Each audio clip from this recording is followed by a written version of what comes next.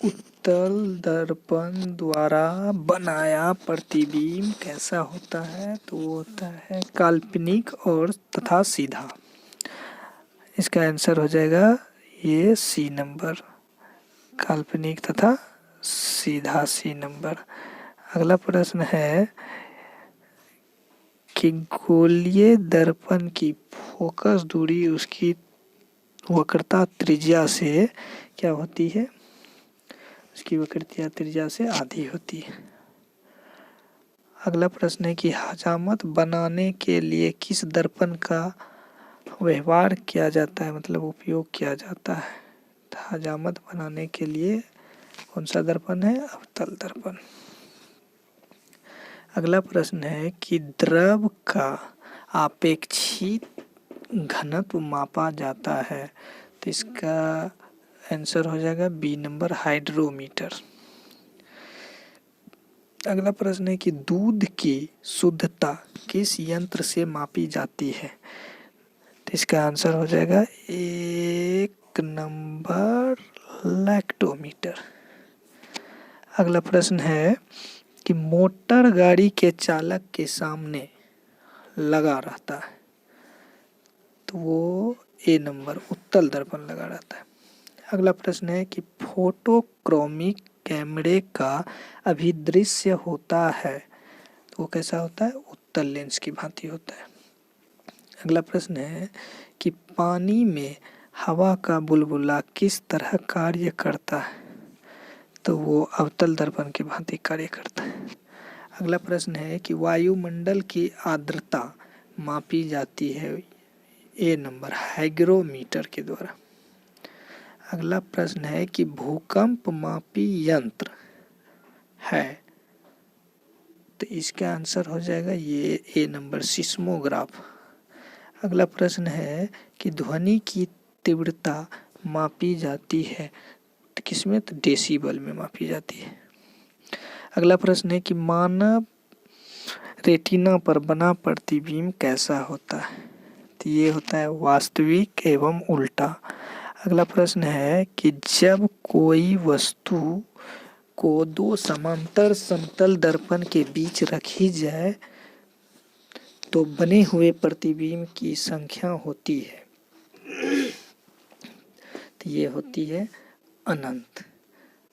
अगला प्रश्न है, ये आ गया आपको 13 नंबर खत्म हो गया, यहाँ रहा 14 नंबर का ये प्रश्न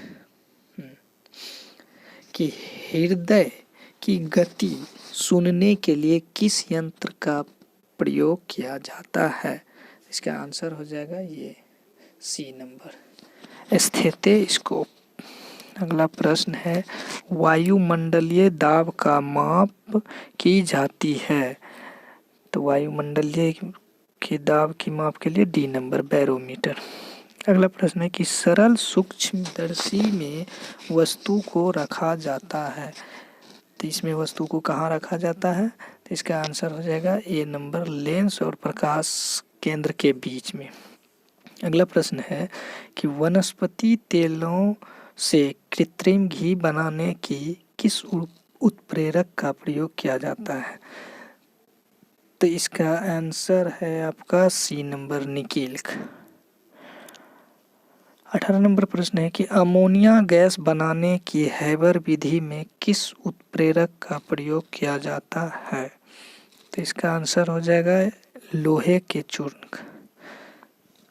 अगला प्रश्न है कि अवतल दर्पण में वस्तु का प्रतिबिंब दर्पण के पीछे काल्पनिक, सीधा तथा वस्तु से बड़ा बनता है जब वस्तु कहाँ पर रखेंगे, तो ये वस्तु को हम रखेंगे जब डी नंबर, फोकस और ध्रुव के बीच में रखेंगे, तब ऐसा कंडीशन आएगा।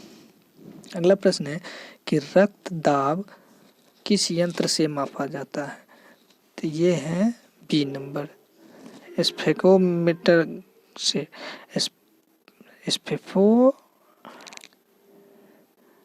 मैनोमीटर से,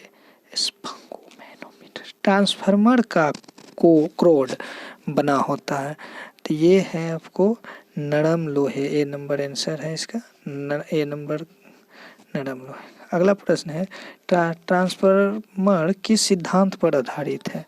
ट्रांसफार्मर जो है ना ये विद्युत चुंबकीय प्रेरक के नियम पर आधारित है। अगला प्रश्न है कि ट्रांसफार्मर प्रयुक्त होता है, तो ये जो है ना एसी वोल्टेज में उपचय या अपचयन को करने के लिए। अगला प्रश्न है कि हीट स्टोन ब्रिज का व्यवहार किसे मापने के लिए किया जाता है, तो इसका आंसर यहाँ रहा सी नंबर में आएगा, ये रहा इसका आंसर प्रतिरोध मापने के लिए। ठीक है, अगला प्रश्न है ये सी नंबर इसका आंसर है। अगला प्रश्न है कि पानी के अंदर ध्वनि सुनने का यंत्र क्या कहलाता है। पानी के अंदर सुनने वाले यंत्र को हाइड्रोफोन कहा जाता है। अगला प्रश्न है कि लाउड स्पीकर में ऊर्जा परिवर्तन होता है। लाउड स्पीकर की बात कर रही है, तो लाउड स्पीकर में जो है ना विद्युत से यांत्रिक एवं यांत्रिक को ध्वनि ऊर्जा में। ठीक है, अब अगला प्रश्न है कि निम्नलिखित में से किस यंत्र में यांत्रिक ऊर्जा विद्युत ऊर्जा में परिवर्तित होता है, तो इसमें डायनमो जो है ना यांत्रिक ऊर्जा को विद्युत ऊर्जा में करता है। अगला प्रश्न है कि निम्नलिखित में से कौन सी युक्ति विद्युत ऊर्जा को यांत्रिक ऊर्जा में परिवर्तित करता है, तो ये है आपको विद्युत मोटर।